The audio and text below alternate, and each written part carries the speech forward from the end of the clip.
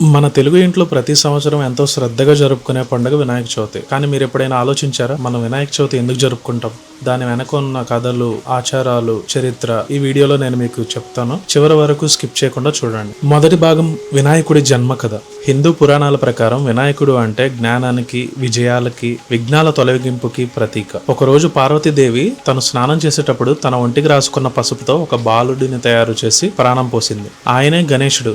ఆమె తన గదిలోకి ఎవరిని రాకుండా కాపలా కాయమని గణేశునితో చెప్పింది. శివుడు ఇంటికి వచ్చినప్పుడు గణేశుడు అడ్డుకున్నాడు. ఆ కోపంతో శివుడు గణేశుని తలను నరికివేశాడు. పార్వతీదేవి దీనితో దుఃఖించింది. శివుడు పశ్చాత్తపడి ఒక ఏనుగు తలను తీసుకొచ్చి గణేశుని అమర్చి ప్రాణం పోశాడు. అప్పటి నుండి ఆయనకు గజాననుడు, వినాయకుడు అనే పేర్లు వచ్చాయి. రెండవ భాగం జ్ఞాన కథ. ఒకసారి దేవతలందరూ నిశ్చయించారు, ఎవరైతే ప్రపంచం మొత్తాన్ని చుట్టి వస్తారో వారికే జ్ఞానాధిపత్యాన్ని ఇస్తామని. కార్తికేయుడు తన వాహనం మయూరంపై ఎగిరాడు. కానీ గణేశుడు మాత్రం తన తల్లిదండ్రుల చుట్టూ 3 సార్లు తిరిగి మీరే నా ప్రపంచం అని చెప్పాడు. ఈ జ్ఞానానికి మంత్రముగ్ధులైన శివపార్వతులు గణేశుడే మొదట పూజించవలసిన దేవుడిగా ప్రకటించారు. అందుకే మనం ఏ కొత్త పనిని ప్రారంభించే ముందైనా గానీ, అది ఉద్యోగం కావచ్చు, వివాహం కావచ్చు, వ్యాపారం కావచ్చు, ముందుగా గణేశుడిని పూజిస్తాం. మూడవ భాగం తెలుగు సాంప్రదాయం. తెలుగు వాళ్ళ ఇళ్లలో వినాయక చవితి ఎంతో ప్రత్యేకం. ఇంట్లో మట్టి గణపతి విగ్రహాన్ని ప్రతిష్ఠిస్తారు. 21 రకాల పత్రి ఆకులను వినాయకుడికి సమర్పిస్తారు. ప్రతి ఆకుకి ఒక అర్థం ఉంటుంది. ప్రత్యేకమైన నైవేద్యాలు తయారు చేస్తారు. ఉండ్రాళ్ళు, కుడుములు,